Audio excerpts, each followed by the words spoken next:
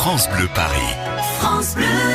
Il est temps de laisser la parole à Fred Ballard, fou d'humour. Elle nous emmène aujourd'hui du côté du Théâtre des Deux Ânes. On aurait pu penser que l'humour des chansonniers était passé de mode et que le stand-up à l'américaine allait emporter la jeune génération des humoristes français.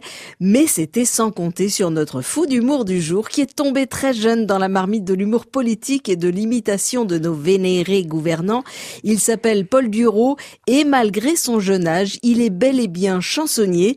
Il se moque bel et bien de nos politiques dans l'un des temples parisiens de l'humour politique et caustique, le Théâtre des Deux Ânes. Le deuxième jour, Sainte-Anne ferma les voies sur berge. Et c'est ainsi que devint impossible de circuler de l'Étoile à Bercy l'autre jour. Ne parvenant à traverser la Seine, les voies fermées et les ponts bloqués, j'aperçois un homme sur la rive opposée. Je l'appelle, il lui dit « Monsieur, mais comment avez-vous fait pour traverser ?» Ah, il m'a dit « Moi non, je suis né de ce côté. » Dès lors, à l'Automobile Club, surnomme-t-on Anne Hidalgo le Caillot, surnom exemplaire puisqu'elle bouge toutes les artères. Alors, on aurait pu croire qu'après François Hollande, les chansonniers auraient plus de mal à se moquer du pouvoir.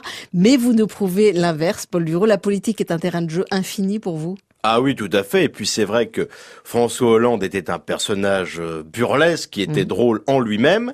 Et alors, avec Macron, évidemment, il est moins critiquable sur sa tenue, sur son physique. Mais par contre, ça permet de rehausser le niveau parce que ne pouvons parler de lui, on parle de ce qu'il fait.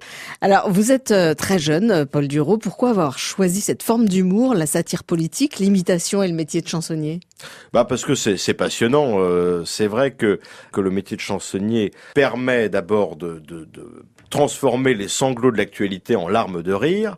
Chaque soir, et depuis que je fais ce métier, chaque soir, je suis monté sur scène en disant quelque chose de différent. Quel a été l'élément déclencheur à votre carrière d'humoriste, Paul Durault? Comment ça a commencé tout ça? C'est une prof d'anglais en classe de seconde qui, ayant appris que je faisais des imitations pour faire rire mes copains, m'a dit Durault, vous foutez rien. Alors demain, comme de toute façon vous n'allez pas faire votre devoir, vous nous préparez un sketch avec la voix de Jacques Chirac. L'anecdote la plus drôle, Paul Durault, depuis que vous faites ce métier? Un jour en tournée, j'étais dans le sud à Cavaillon. Et donc, avant de monter sur scène, je vais satisfaire un besoin naturel. Après les boires, les déboires. Et sur le haut des toilettes était inscrit veuillez ne pas tirer la chaise d'eau pendant la représentation parce que ça éteint les projecteurs. Alors, le rapport de cause à effet, je ne l'ai pas encore trouvé, mais l'installation devait être curieusement faite. Il les passe tous à la moulinette de son humour chansonnier et son politique show nous permet de rire de ceux qui nous dirigent. Pour une fois que c'est dans ce sens-là, profitons-en. Paul Durault nous sert avec talent ses bons mots et ses imitations hilarantes sur le plateau des Deux Ânes tous les lundis à 20h30, mais aussi tous les jeudis et vendredis à 18h. Merci Paul Durault. Humour épais à l'Élysée et à Matignon aussi. Gros poutou et à très vite aux Deux Ânes. À très vite. Merci. Paul Durault à retrouver au Théâtre des Deux Ânes, 100 boulevard de Clichy dans le 18e arrondissement. Et bien sûr, les rendez-vous de Fred Ballard, fou d'humour, sont à podcaster sur francebleu.fr. France Bleu Paris. France Bleu.